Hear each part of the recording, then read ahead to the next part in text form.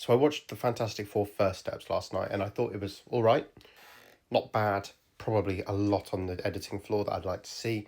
I don't think it's Matt Shackman's complete vision, but the one thing I really want to talk about is the post-credit scene, but something you might have missed. So obviously, huge spoilers. Scroll on if you haven't seen it. Yes, I know this isn't RDJ, Doctor Doom, but it's here to illustrate my point.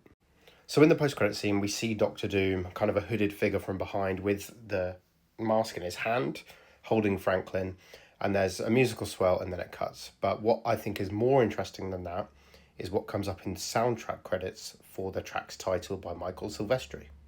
Obviously, to avoid spoilers, it doesn't appear on the track listing of the soundtrack, but it comes after Herbie's Lullaby, and the song is called Doom with a question mark.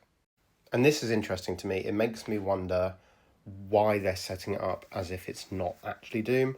Some people online are suggesting it might be a variant that isn't the main Doom in the film. I don't think that's the case. I think it is going to be RDJ, whether we like it or not. But it does mean there's some question marks around exactly what kind of Doom this is.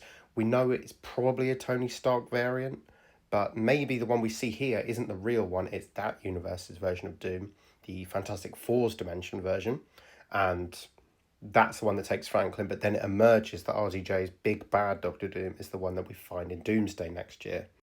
Obviously, there's still so much setup that needs to be done before Doomsday. I'm not sure why there wasn't loads of that in the post-credit scene of Fantastic Four. I at least thought we'd find out why the Fantastic Four were going in the ship off to the main MCU timeline, like we see at the end of Thunderbolts. I really thought that would get referenced.